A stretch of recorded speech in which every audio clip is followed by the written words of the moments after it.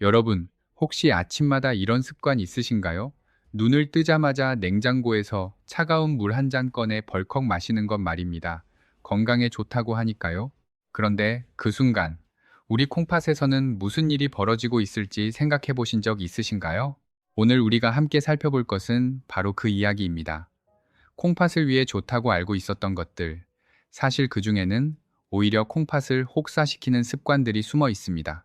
그리고 밤에 자다 깨는 분들께도 드릴 말씀이 있습니다. 새벽 2, 3시에 눈이 번쩍 떠지고 한 번 깨면 다시 잠들기가 어렵다고 하시는 분들, 오늘 그 이유를 제대로 알게 되실 겁니다. 우리 모두가 매일 쓰는 천연 재료 두 가지가 있습니다.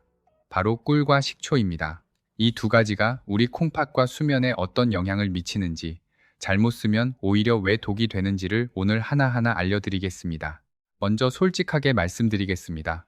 이 영상은 불편한 진실을 담고 있습니다. 오늘 알게 되시면 지금까지 해오신 습관 중 몇 가지는 당장 바꾸셔야 할 수도 있습니다. 하지만 걱정 마십시오. 바꾸는 방법도 함께 알려드리겠습니다. 크게 세 부분으로 말씀드리겠습니다. 첫 번째, 우리 콩팥이 조용히 망가지는 진짜 이유와 놓치기 쉬운 신호들입니다. 두 번째, 꿀과 식초를 제대로 쓰는 방법과 절대 하면 안 되는 실수들입니다. 세 번째, 새벽에 자꾸 깨는 이유와 꿀 한 스푼으로 수면을 되찾는 방법입니다. 자, 첫 번째 이야기부터 시작하겠습니다. 여러분 중에 이런 분 계십니까? 아침에 일어나면 눈꺼풀이 무겁게 부어 있고, 양말을 벗으면 자국이 선명하게 남아 있고, 화장실에서 소변을 보면 거품이 잔뜩 끼어 물을 내려도 잘 사라지지 않습니다. 그리고 가끔은 이유 없이 피로하고 허리 쪽이 뻐근합니다. 이런 증상들 혹시 그냥 나이 탓이라고 생각하고 계시지는 않으신가요? 이것이 바로 오늘 제가 가장 먼저 말씀드리고 싶은 부분입니다. 이런 증상들은 나이 탓이 아닙니다. 우리 콩팥이 보내는 신호입니다. 대한신장학회 통계에 따르면 우리나라 60대 이상 어르신 10명 중 거의 6명에게서 만성 콩팥병의 초기 징후가 발견됩니다. 그런데 더 무서운 것은 따로 있습니다. 콩팥은 기능의 69%가 망가질 때까지 별다른 통증이 없습니다. 서울 아산병원 신장내과에서 발표한 내용입니다. 즉, 우리 몸은 콩팥에 무언가 잘못되고 있어도 오랫동안 모른 채 지낼 수 있다는 뜻입니다. 우리 몸속 콩팥을 한번 상상해 보십시오. 강낭콩 모양으로 생긴 두 개의 장기가 등 쪽 허리 부근에 자리 잡고 있습니다. 이 콩팥이 하루에 걸러내는 혈액의 양이 얼마인지 아십니까? 무려 180리터입니다. 큰 욕조로 거의 한 통 분량입니다. 우리가 잠을 자는 동안에도 밥을 먹는 동안에도 쉬지 않고 이 일을 합니다. 그런데 콩팥이 이 일을 제대로 못하게 되면 어떻게 될까요? 혈액 속 노폐물이 쌓이고 수분이 제대로 빠져나가지 못하고 혈압이 오르고 결국 심장에까지 부담이 갑니다. 여기서 아주 중요한 이야기를 하나 드려야 하겠습니다. 사실 이 부분은 많은 분들이 잘 모르시는 건데요. 콩팥과 심장은 서로 연결되어 있습니다. 의학에서는 이것을 심신증후군이라고 부릅니다. 어렵죠? 쉽게 말씀드리겠습니다. 콩팥이 나빠지면 심장도 덩달아 위험해진다는 뜻입니다. 실제로 혈액 속 크레아티닌 수치가 높아진 분들은 그렇지 않은 분들보다 심혈관 질환 위험이 약 1.9배 높아진다는 연구 결과가 있습니다. 콩팥 건강을 지키는 것이 곧 심장을 지키는 것이기도 합니다. 자, 그렇다면 우리 콩팥은 왜 망가질까요? 물론 유전적 요인, 당뇨, 고혈압 같은 이유들이 있습니다. 하지만 오늘은 우리가 흔히 놓치는 일상 속 원인에 집중해 보겠습니다. 여러분, 아침에 일어나시면 뭘 드시나요? 많은 분들이 찬물을 드십니다. 시원하고 상쾌하니까요. 그런데 이게 사실 콩팥에 좋지 않습니다. 밤새 잠을 자고 일어나면 우리 몸 전체가 차가워져 있습니다. 이때 갑자기 찬물이 들어오면 우리 혈관, 특히 콩팥으로 가는 세동맥이 일시적으로 수축합니다. 혈관이 좁아지는 것이죠. 이 상태가 반복되면 콩팥으로 가는 혈류량이 줄어들고 오랜 시간에 걸쳐 사구체, 그러니까 콩팥의 여과 장치가 서서히 손상될 수 있습니다. 그리고 여기서 한 가지 더. 많은 분들이 건강에 좋다고 코코넛 워터를 드십니다. 특히 요즘 유행이죠. 그런데 이것이 콩팥이 이미 약해진 분들에게는 위험할 수 있습니다. 코코넛 워터에는 칼륨이 아주 풍부한데 콩팥 기능이 떨어진 분들은 칼륨을 제대로 배출하지 못합니다. 그러면 혈액 속에 칼륨이 쌓이면서 심장 박동에 이상이 생길 수 있습니다. 건강에 좋다는 말만 듣고 무심코 드셨다가 오히려 위험해질 수 있는 겁니다. 우리 콩팥을 위해 우리가 지켜야 할 첫 번째 원칙은 바로 이것입니다. 아침에 일어나면 차가운 것 말고 미지근한 것을 드십시오. 온도 하나만 바꿔도 콩팥이 하루를 훨씬 편하게 시작합니다. 자, 이제 두 번째 이야기입니다. 꿀과 식초 제대로 알고 쓰시나요? 인천에서 채소 농사를 지으시는 오덕순 할머니, 올해 73이십니다. 할머니는 수십 년 동안 아침마다 꿀물을 드셨습니다. 할머니 자신 말로는 그 덕에 건강을 유지했다고 하셨죠. 그런데 몇 년 전부터 손발이 붓고 소변의 거품이 심해지셨습니다. 병원에 갔더니 신장 기능이 많이 떨어져 있다는 말을 들으셨습니다. 할머니는 억울하셨습니다. 꿀물을 매일 드셨는데 왜 이런 일이 생겼냐고요? 제가 여쭤봤습니다. 꿀물을 어떻게 만드세요? 하고요. 할머니 말씀이 전기 주전자에 물을 펄펄 끓인 다음 꿀을 2스푼 넣어서 타드신다고 하셨습니다. 그 순간 이유를 알았습니다. 꿀에는 정말 좋은 성분이 많습니다. 항산화 물질인 폴리페놀과 플라보노이드가 들어있어서 콩팥 세포를 산화 손상으로부터 보호합니다. 2024년 국제학술지에 발표된 연구에서도 꿀 속 폴리페놀이 풍부한 식단이 만성 콩팥병의 진행을 억제하는 데 도움을 줄 수 있다고 밝혔습니다. 또 꿀 속에 있는 포도당 산화 효소라는 성분은 몸속에서 소량의 과산화수소를 만들어냅니다. 이것이 콩팥과 방광 쪽 나쁜 세균들을 억제해주는 역할을 합니다. 천연 세정제 역할이라고 보시면 됩니다. 그런데 이 모든 효능은 꿀 속의 효소가 살아있을 때만 가능합니다. 여기서 꼭 기억하셔야 할 사실이 있습니다. 꿀 속 효소는 60도만 넘어도 변성이 시작되고 끓는 물에 닿으면 거의 다 파괴됩니다. 그러니까 팔팔 끓인 물에 꿀을 타는 것은 좋은 성분을 다 죽인 다음 설탕물을 마시는 것과 다를 바 없습니다. 할머니가 그동안 드신 꿀물이 사실상 뜨거운 설탕물이었던 것입니다. 꿀은 반드시 40도 정도의 미지근한 물에 타셔야 합니다. 손가락을 담가보면 미지근하게 느껴지는 그 온도입니다. 이 온도에서 효소가 살아있고 이 효소들이 콩팥에 도달해서 진짜 일을 합니다. 자, 그러면 식초는 어떨까요? 우리가 흔히 먹는 사과 식초 이야기를 해드리겠습니다.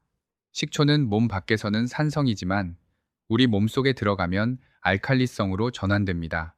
이것이 핵심입니다. 우리가 고기나 흰밥을 많이 먹으면 몸속에 요산이라는 산성 독소가 쌓입니다. 특히 우리 어르신들 짠 음식에 익숙하시다 보니 나트륨 독성도 늘 걱정이죠. 이때 식초가 들어가면 산성화된 환경을 중화시켜줍니다.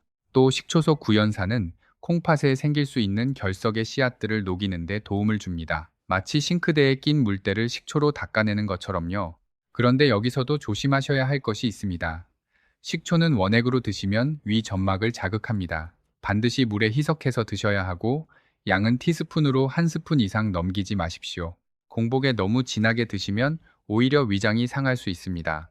그렇다면 꿀과 식초를 함께 쓰는 방법은 어떻게 될까요? 제가 권해드리는 방법은 이렇습니다. 200ml, 그러니까 종이컵으로 1컵 반 정도 되는 미지근한 물에 꿀 밥숟가락 하나, 천연 발효 식초 티스푼 하나를 넣고 나무 숟가락이나 플라스틱 숟가락으로 잘 저어서 드십시오.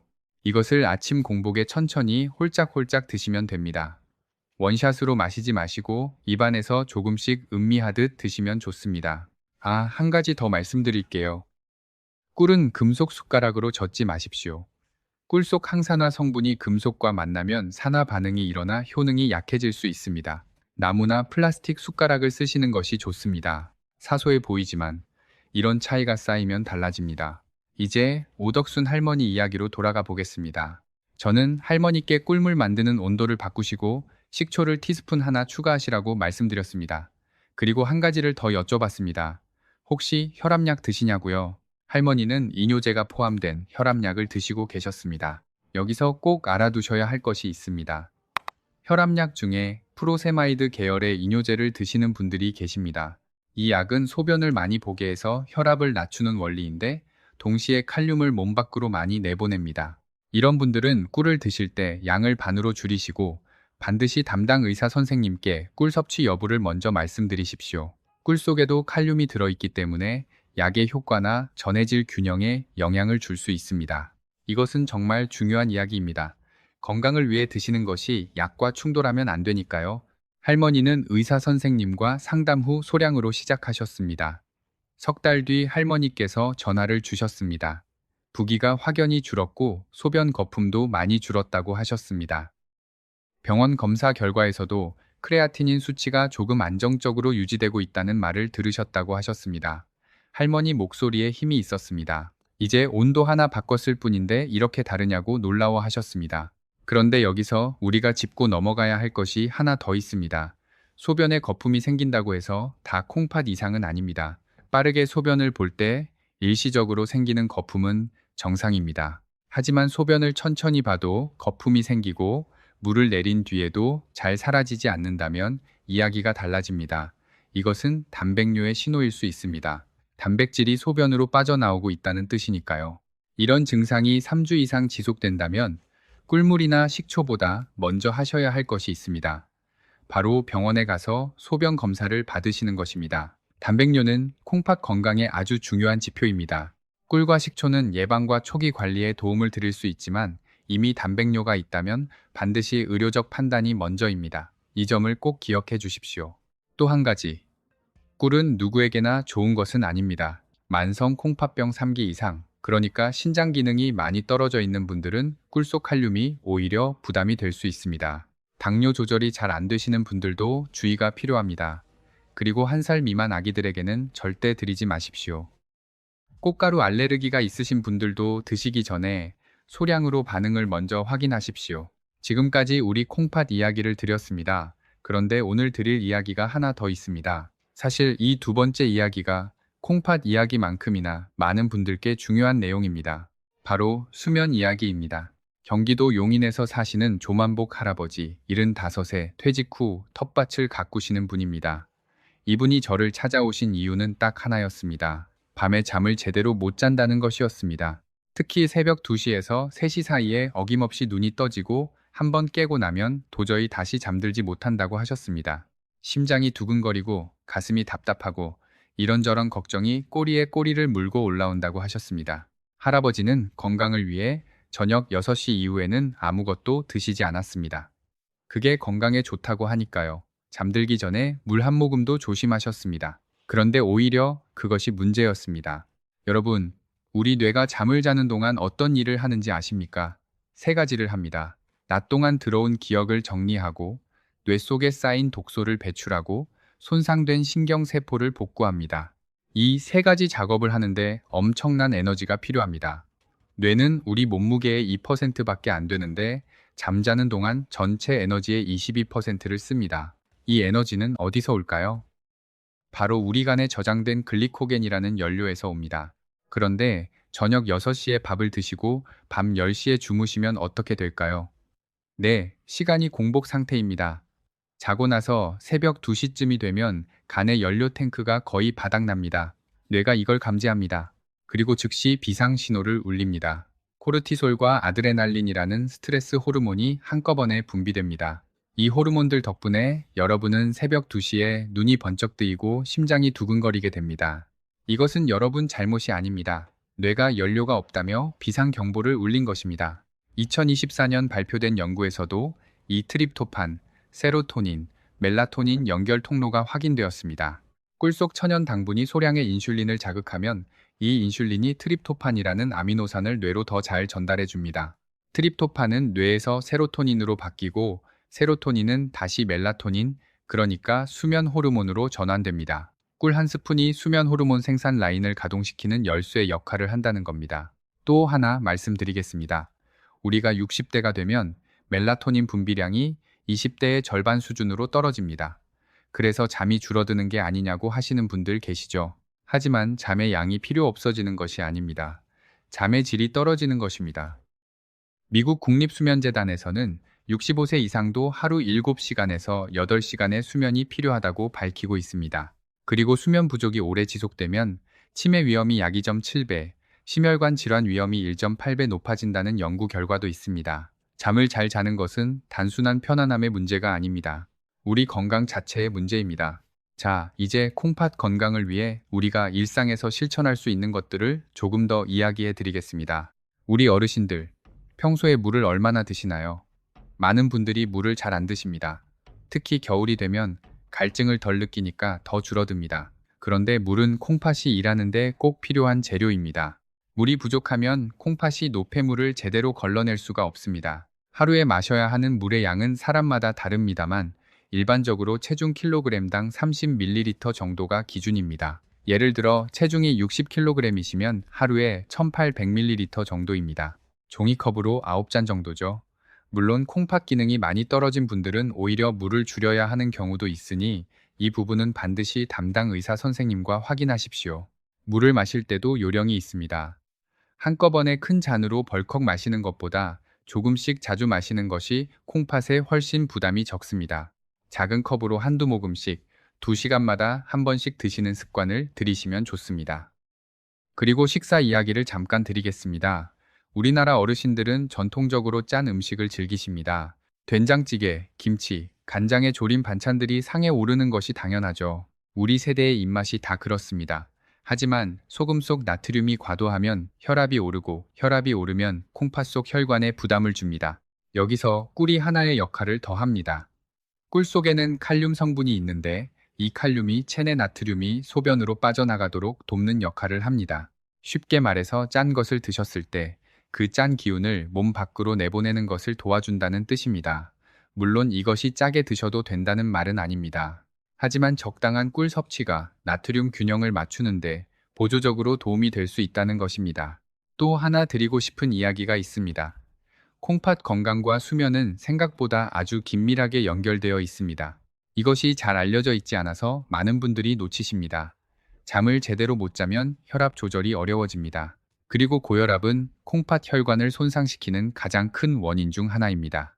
거꾸로 콩팥이 안 좋으면 야간 소변이 늘어나 잠을 자주 깨게 됩니다. 이렇게 두 가지가 서로 악순환을 만들어냅니다. 그래서 오늘 제가 콩팥 이야기와 수면 이야기를 함께 드리는 이유가 있습니다. 이 두 가지를 따로따로 생각하시면 안 됩니다. 콩팥을 건강하게 하는 것이 수면을 돕고 수면을 잘 취하는 것이 다시 콩팥을 보호합니다. 지금까지 함께 이야기한 것들 생각보다 어렵지 않으시죠? 아침에 미지근한 꿀식초 물 한 잔, 오후에는 수분을 조금씩 챙기시고 저녁에는 너무 짜게 드시지 않으시고 잠들기 1시간 전에 꿀 티스푼 하나, 이것이 전부입니다. 비싼 영양제도, 복잡한 운동도 아닙니다. 우리 집 부엌에 있는 것들로 충분합니다. 전라북도 완주에서 매실을 재배하시는 권종희 할머니 68살이십니다. 이분은 수년 동안 새벽 소변 때문에 3번씩 깨셨습니다. 그리고 아침에 일어나면 늘 부어 계셨습니다. 검진에서 신장 기능이 초기 저하 단계라는 이야기를 들으셨습니다. 저와 이야기를 나누면서 두 가지 습관을 바꾸셨습니다. 아침 꿀물 온도를 바꾸신 것, 그리고 자기 전 꿀 한 티스푼을 추가하신 것. 2달 뒤 권 할머니가 말씀하셨습니다. 새벽에 깨는 횟수가 3에서 1번으로 줄었고 아침 부기도 많이 줄었다고 하셨습니다. 그리고 낮에 졸리던 것도 사라지고 텃밭 일하는 것이 훨씬 수월해졌다고 하셨습니다. 그 말씀이 저는 정말 기뻤습니다. 할머니가 하신 것은 아주 단순한 2가지였을 뿐입니다. 우리 몸은 정직합니다. 우리가 작은 정성을 기울이면 반드시 반응합니다. 한 가지만 더 말씀드리고 싶습니다. 이것은 나만의 건강을 위한 것이 아닙니다. 우리가 건강해야 옆에 있는 가족들이 안심합니다. 손주들이 뛰어올 때 2팔 벌려 안아줄 수 있는 것도 건강해야 가능합니다. 자식에게 짐이 되지 않으려면, 친구들과 함께 여행 다닐 수 있으려면, 오랫동안 스스로 움직일 수 있으려면 지금 이 작은 습관 하나하나가 쌓여야 합니다. 우리 세대는 어려운 시절을 온몸으로 버텨오셨습니다. 그 강인함으로 이제 우리 몸을 챙기는데도 써주십시오. 미지근한 꿀물 한 잔, 오늘 아침부터 시작하실 수 있습니다. 내일 아침이면 이미 달라진 하루가 시작됩니다. 우리 함께 건강해집시다. 자, 여기서 우리가 놓치기 쉬운 이야기를 하나 더 드리겠습니다. 많은 분들이 꿀물을 드신 후 바로 다른 것을 드십니다. 밥이나 과일이나 빵을 이어서 드시죠. 그런데 꿀물을 마신 후 15분에서 20분 정도 기다리시면 효과가 훨씬 좋습니다. 빈속에 꿀물이 장을 통과하면서 흡수되고 그 성분들이 혈류를 타고 콩팥에 도달하는데 이 시간이 필요합니다. 급하게 다른 것을 같이 드시면 소화 과정에서 꿀의 유효 성분이 묻혀버릴 수 있습니다. 물론 실생활에서 항상 이렇게 하기는 쉽지 않을 수도 있습니다. 일어나서 밥 준비하고 손주 일어나면 챙겨야 하고 바쁘게 시작되는 아침이니까요. 그럴 때는 최소한 5분이라도 기다리십시오. 아무리 짧아도 공복 상태에서 조금이라도 흡수되는 시간을 주는 것이 아예 없는 것보다 낫습니다. 우리 몸에 좋은 것을 드실 때는 정성도 함께 드셔야 합니다. 서두르지 마시고 천천히 감사한 마음으로 드시면 그 자체로도 스트레스가 줄어 몸에 더 좋습니다. 우리가 젊었을 때는 몸이 다 알아서 했습니다. 밤새 일해도 금방 회복하고 술 한 잔 마셔도 다음날 거뜬했습니다. 하지만 나이가 들수록 우리 몸의 회복 시스템이 조금씩 느려집니다. 이것은 당연한 변화입니다. 이 변화에 맞게 우리가 조금 더 신경을 써줘야 합니다. 특히 잠과 콩팥, 이 두 가지는 서로 긴밀하게 연결되어 있다고 말씀드렸습니다. 잠이 부족하면 혈압이 올라 콩팥 혈관이 손상되고 콩팥이 나빠지면 야간 소변이 늘어 잠을 더 못 자게 됩니다. 이 악순환을 끊는 것이 중요합니다. 그리고 그 시작이 미지근한 꿀물 한 잔, 취침 전 꿀 티스푼 하나입니다. 여러분, 잠깐 우리 일상으로 돌아가 보겠습니다. 아침에 눈을 뜨면 제일 먼저 무엇을 하십니까? 많은 분들이 스마트폰을 먼저 켜십니다. 자식들에게 카카오톡이 왔나 확인하고 뉴스를 보고 날씨를 확인하죠. 그런데 이렇게 눈 뜨자마자 화면을 보시면 뇌가 이미 낮 모드로 전환되어 버립니다. 멜라토닌이 급격히 줄어들고 뇌가 바쁘게 움직이기 시작합니다. 이것이 아침 내내 머리가 무겁고 개운하지 않은 이유 중 하나입니다. 눈을 뜨신 후 첫 10분, 스마트폰을 내려놓고 그 대신 미지근한 꿀물 한 잔부터 천천히 드셔보십시오. 그리고 등 뒤 콩팥 부위를 손으로 문질러 주십시오. 이 10분이 하루의 질을 바꿉니다. 전라남도 고흥에서 굴양식을 하시다 은퇴하신 박재만 할아버지 71살이십니다. 이분은 평생 새벽 4시에 일어나 일하셨습니다. 바다 사람들은 다 그렇습니다. 그런데 은퇴 후에는 반대로 밤에 잠을 못 주무시고 낮에 내내 졸리셨습니다. 수면 리듬이 완전히 흐트러진 겁니다. 박 할아버지는 저녁 6시 이후엔 아무것도 드시지 않는 것이 건강 비결이라고 굳게 믿고 계셨습니다. 그런데 그 믿음이 새벽 각성의 원인이었다는 것을 아셨을 때 처음엔 믿지 않으셨습니다. 아니, 굶는 게 몸에 좋은 거 아닌가요? 하고 오히려 반문하셨습니다. 저는 이렇게 설명드렸습니다. 단식이나 공복 유지가 낮 동안에는 도움이 될 수 있습니다. 하지만 우리 뇌는 밤에도 쉬지 않습니다. 뇌는 잠을 자는 동안에도 일을 합니다. 기억을 정리하고 독소를 치우고 세포를 고칩니다. 이 일을 하려면 연료가 필요합니다. 그 연료가 간에 저장된 글리코겐입니다. 저녁 6시에 식사하시고 밤 10시에 주무시면 이미 4시간 공복입니다. 새벽 2시면 간의 연료가 바닥납니다. 그때 뇌가 비상신호를 보내 여러분을 깨우는 겁니다. 잠들기 전 꿀 티스푼 하나는 단식을 깨뜨리는 것이 아니라 뇌에 아주 조금의 연료를 남겨두는 것입니다. 박 할아버지는 반신반의하며 시작하셨습니다. 나흘째 되는 날 아침 처음으로 새벽 알람 소리에 깨셨다고 하셨습니다. 혼자 깬 게 아니라 알람 소리에 깬 것이 얼마만인지 모르겠다고 하셨습니다. 목소리에서 기쁨이 묻어났습니다. 이제 박 할아버지는 매일 저녁 꿀 티스푼 하나와 함께 주무십니다. 그리고 아침에 미지근한 물에 꿀과 식초를 타서 드시는 것도 습관이 되었습니다. 예전에 피로하셨던 것이 많이 줄었고 텃밭을 가꾸는데도 훨씬 힘이 난다고 하셨습니다.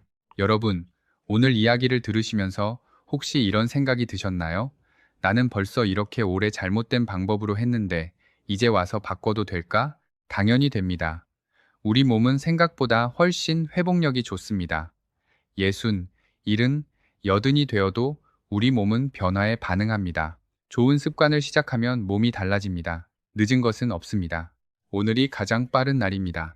그리고 이것도 말씀드리고 싶습니다. 좋은 것도 너무 많이 하면 문제가 됩니다. 꿀도 하루에 밥 숟가락 2개를 넘기지 않도록 하십시오. 식초도 티스푼 1개면 충분합니다. 더 많이 드신다고 더 빨리 좋아지지 않습니다. 오히려 위장이 상하거나 혈당에 영향을 줄 수 있습니다. 꾸준히, 적절하게, 이것이 건강의 원칙입니다. 우리가 오늘 이야기한 것을 하루 흐름으로 정리해 보겠습니다. 아침에 눈을 뜨시면 먼저 천천히 몸을 일으키십시오. 갑자기 일어나시면 혈압에 영향을 줄 수 있습니다. 몸을 일으키신 후 미지근한 물에 꿀과 식초를 타서 한 잔 드십시오. 그리고 손바닥을 비벼 등 뒤 콩팥 부위를 1분 문질러 주십시오. 이것이 아침 루틴입니다. 낮에는 조금씩 물을 자주 드십시오. 한꺼번에 많이 드시기보다는 2시간마다 작은 컵으로 한두 모금씩 드시는 것이 콩팥에 더 좋습니다. 저녁 식사는 너무 짜지 않게 드시려고 노력하십시오. 김치나 된장찌개를 완전히 끊으실 필요는 없습니다. 다만 조금 싱겁게 드시는 습관을 조금씩 들이시면 좋습니다. 저녁 6시 이후에는 큰 식사보다는 가볍게 드시는 것이 좋습니다. 그리고 잠들기 1시간 전에 꿀 티스푼 하나를 미지근한 물 조금에 타서 드십시오. 이것으로 간에 연료를 살짝 채워 뇌가 밤새 안정적으로 일할 수 있게 합니다. 침대에 들어가시면 스마트폰을 내려놓으십시오. 책을 읽거나 조용한 음악을 들으시면 자연스럽게 졸음이 옵니다. 방 온도가 너무 따뜻하다면 조금 낮추십시오. 이불 속은 따뜻해도 방 공기는 서늘한 것이 잠들기에 더 좋습니다. 이게 전부입니다. 특별한 것이 없죠. 하지만 이 단순한 것들이 매일 쌓이면 달라집니다. 한 달 후, 석 달 후, 1년 후에 여러분은 지금과 다릅니다. 경상북도 예천에서 마늘 농사를 지으시는 김금순 할머니 72살이십니다. 이분은 당뇨가 있으셔서 꿀을 드시기가 꺼려지셨습니다. 하지만 제가 티스푼으로 반 스푼부터 시작해 보시라고 했습니다. 그리고 아침에 드시지 말고 채소를 드신 후에 드시라고 했습니다. 채소와 함께 드시면 당분 흡수가 천천히 이루어져 혈당 변화가 훨씬 완만해집니다. 할머니는 석 달 후에 담당 의사 선생님께 말씀드리고 허락을 받으셨습니다. 꿀을 한 번도 못 드셔보셨다며 처음에는 너무 맛있다고 하셨습니다. 그리고 아침 부기도 줄고 소변이 훨씬 시원해졌다고 하셨습니다. 이렇게 한 사람 한 사람의 작은 변화가 모여 건강한 삶이 만들어집니다. 그렇다면 어떻게 해야 할까요? 조만복 할아버지께 제가 드린 처방은 딱 한 가지였습니다. 자기 1시간 전에 미지근한 물 조금에 꿀 한 티스푼만 타서 천천히 드시라는 것이었습니다. 물의 양은 소주잔 정도로 아주 적게, 꿀은 티스푼으로 딱 하나면 충분합니다. 이렇게 하시면 잠드는 동안 간의 연료 탱크를 살짝 채워줄 수 있어서 뇌가 새벽에 비상 경보를 울리지 않아도 됩니다. 할아버지는 사흘 만에 전화를 주셨습니다. 처음 이틀은 그래도 새벽에 깨셨지만 예전처럼 가슴이 두근거리지 않았고 비교적 빨리 다시 잠들었다고 하셨습니다. 사흘째 밤부터는 아침까지 깨지 않고 주무셨습니다. 할아버지가 이렇게 말씀하셨습니다. 텃밭에 나가 일하는 게 이렇게 신나는 건 몇 년 만인지 모르겠다고요. 수면을 위한 꿀 활용법을 더 알려드리겠습니다. 수면 문제의 종류에 따라 맞는 조합이 조금 다릅니다. 새벽에 자꾸 깨는 분들께는 꿀과 천일염 한 꼬집을 함께 드시는 것을 권해드립니다. 천일염은 신경계를 안정시키는 역할을 합니다. 스트레스를 받으면 몸에서 나트륨이 빠져나가고 신경이 더 예민해집니다. 천일염 한 꼬집이 이것을 보충해줍니다. 잠자리에 들어도 잠이 안 오시는 분들, 누우면 이런저런 생각이 꼬리를 물고 이어지시는 분들께는 방울토마토 대여섯 개를 살짝 데워서 으깬 것을 드셔보시길 권합니다. 토마토 속에는 가바라는 성분이 있는데 이것이 뇌를 진정시키는 브레이크 역할을 합니다. 생각의 소용돌이를 잠재워 준다고 생각하시면 됩니다. 따뜻하게 드시면 체온을 살짝 올렸다가 자연스럽게 낮추면서 졸음이 유도됩니다. 다리에 쥐가 나서 깨시는 분들이 계십니다. 이것은 전해질 불균형 때문인 경우가 많습니다. 이런 분들께는 사과 식초를 따뜻한 물 한 컵에 티스푼 하나, 천일염 한 꼬집과 함께 드시는 방법을 권해드립니다. 사과 식초 속 초산이 혈당을 안정시키고 전해질 밸런스를 맞춰주어 근육 경련을 줄이는 데 도움을 줄 수 있습니다. 그리고 여기서 정말 중요한 것을 말씀드리겠습니다. 어떤 좋은 방법을 써도 수면을 방해하는 습관이 있으면 효과가 반감됩니다. 가장 큰 방해 요소 3가지만 말씀드리겠습니다. 첫 번째, 잠자리에 드신 후 스마트폰을 보시면 안 됩니다. 스마트폰 화면의 빛이 뇌에 지금 낮이라는 신호를 보내 멜라토닌 분비를 크게 억제합니다. 잠들기 최소 1시간 전에는 스마트폰을 내려놓으십시오. 두 번째, 잠이 안 온다고 억지로 눈을 감고 누워 계시면 안 됩니다. 이렇게 하시면 뇌가 침대를 잠드는 곳이 아니라 뒤척이는 곳으로 기억합니다. 누우신 후 20분이 지나도 잠이 안 오시면 일어나서 조용히 다른 것을 하시다가 졸릴 때 다시 눕는 것이 훨씬 효과적입니다. 세 번째, 오후 2시 이후에는 커피나 녹차를 드시지 마십시오. 카페인은 몸속에서 분해되는데 6시간이 걸립니다. 오후 3시에 커피 한 잔을 드셨다면 밤 9시에도 카페인의 절반이 아직 몸속에 있는 겁니다. 녹차도 마찬가지입니다. 저녁에 따뜻한 음료가 드시고 싶다면 꿀물이나 허브차를 드십시오. 그리고 침실 환경도 신경 써 주십시오. 우리 몸은 잠들기 위해 체온이 살짝 떨어져야 합니다. 방 온도가 너무 높으면 깊은 잠에 들기 어렵습니다. 18도에서 20도 사이가 가장 좋습니다. 이불을 따뜻하게 하시되 방 온도는 조금 낮추시는 것이 수면의 질을 높여줍니다. 여기서 잠깐 정리해 드리겠습니다. 오늘 우리가 함께 이야기한 핵심을 3가지로 정리합니다. 첫 번째, 콩팥 건강의 시작은 온도입니다. 아침에 차가운 물 대신 미지근한 물을 드시고 꿀은 반드시 40도 이하의 미지근한 물에 타서 드셔야 효소가 살아 있습니다. 그 효소가 진짜 일을 합니다. 두 번째, 꿀과 식초는 좋은 짝꿍이지만 양을 지켜야 합니다. 꿀밥 숟가락 하나, 식초 티스푼 하나, 미지근한 물 200ml가 기본입니다. 그리고 이뇨제 드시는 분들은 반드시 담당 의사 선생님께 먼저 여쭤보십시오. 세 번째, 새벽에 자꾸 깨는 것은 나이 탓이 아닙니다. 뇌의 연료 탱크가 비어서 생기는 일입니다. 잠들기 1시간 전에 꿀 티스푼 하나로 간의 연료를 살짝 채워주시면 뇌가 새벽에 비상 경보를 울리지 않아도 됩니다. 오늘 이야기의 모든 시작은 하나였습니다. 우리 몸에서 나오는 신호를 무시하지 말자는 것입니다. 소변의 거품, 아침의 부기, 새벽의 각성, 이것들은 나이 탓이 아닙니다. 우리 몸이 보내는 구조 요청입니다. 우리 세대는 젊었을 때 가족을 위해 몸을 돌볼 겨를이 없었습니다. 자식 키우고 집안 살림하고 논밭 일하느라 내 몸 돌아볼 시간이 없었습니다. 그동안 정말 고생 많으셨습니다. 이제는 우리 몸에 귀 기울일 시간입니다. 이제는 우리 차례입니다. 꿀 한 스푼, 식초 한 티스푼, 미지근한 물 한 잔, 이것이 전부입니다. 거창한 약도 복잡한 방법도 필요 없습니다. 지금 우리 부엌에 있는 것들로 충분합니다. 오늘 말씀드린 내용 중 하나라도 마음에 드셨다면 가족 단톡방에 공유해 주십시오. 나만 알기 아까운 정보를 이웃과 함께 나누는 것, 그것이 우리가 서로를 위하는 방법입니다. 소변의 거품이 3주 이상 지속되는 분들, 아침마다 얼굴이 심하게 붓는 분들은 꿀물보다 병원 검사를 먼저 받아보시기 바랍니다. 이 영상은 일상적인 건강 관리에 관한 정보이며 의료적 진단이나 치료를 대체하지 않습니다. 우리 모두 건강하게 손주들 곁에 오래오래 함께할 수 있기를 진심으로 바랍니다. 오늘 영상이 도움이 되셨다면 좋아요와 구독 부탁드립니다. 더 좋은 정보로 찾아뵙겠습니다. 꿀물 한 잔의 온도를 바꾸는 것에서 시작해 보십시오. 작은 변화가 큰 건강을 만듭니다. 건강하고 행복한 하루 보내십시오. 자, 이제 콩팥 마사지 이야기를 해드리겠습니다. 많은 분들이 모르시는 것이 있습니다. 우리 콩팥은 차가운 것을 아주 싫어합니다. 한의학에서도 신장은 냉기에 가장 민감한 장기라고 합니다. 콩팥 주변 혈관이 차가워지면 혈액순환이 느려지고 노폐물이 제대로 빠져나가지 못합니다. 그래서 꿀물을 마셔 안에서 콩팥을 따뜻하게 하는 동시에 밖에서도 도와줄 수 있습니다. 방법은 정말 간단합니다. 양손을 마주 비벼주세요. 불이 날 듯이 빠르게 30번에서 40번 정도 비비면 손바닥이 뜨끈뜨끈해집니다. 그 뜨거운 손바닥을 등 뒤, 허리 양쪽 움푹 들어간 곳에 대고 위아래로 문질러 주십시오. 그곳이 바로 콩팥이 위치한 곳입니다. 이것을 아침에 꿀 식초물을 드신 직후에 해보십시오. 입으로는 미지근한 꿀물이 들어가 효소가 콩팥을 씻어내고 등 뒤에서는 따뜻한 손바닥이 혈액순환을 도와줍니다. 이 두 가지가 함께 작용하면 효과가 훨씬 좋습니다. 비용은 0원입니다. 시간은 1분이면 됩니다. 이것보다 쉬운 콩팥 관리는 없습니다. 실제로 이 방법을 꾸준히 실천하신 분들은 허리 쪽이 뻐근하던 증상이 줄었다고 하십니다. 아침 소변도 훨씬 시원해졌다고 하십니다.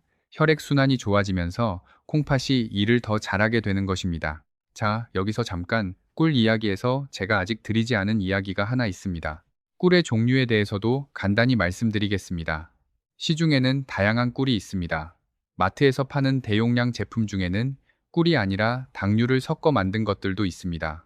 이런 제품들은 라벨을 잘 보시면 과당 함유량이나 첨가물 표시가 있습니다. 우리가 콩팥과 수면을 위해 드셔야 할 것은 가능하면 자연 그대로의 천연꿀입니다. 벌집에서 가져와 최소한의 처리만 한 것 말입니다. 이런 꿀은 색이 짙고 온도가 낮으면 굳기도 합니다. 조금 비싸지만 조금씩 드시는 것이니 부담은 크지 않습니다. 그리고 당뇨가 약간 있으신 분들 중에서 꿀이 걱정되시는 분들에게 말씀드리겠습니다. 꿀은 정제된 설탕과 달리 혈당을 더 천천히 올립니다. 그리고 우리가 권해드리는 양은 한 번에 티스푼 하나, 밥숟가락 하나 정도입니다. 이 정도 양은 일반적으로 크게 문제가 되지 않지만 혈당 조절이 어려우신 분들은 담당 의사 선생님께 먼저 여쭤보시는 것이 좋습니다. 지금까지 콩팥과 수면, 그리고 꿀과 식초에 대해 많은 이야기를 드렸습니다.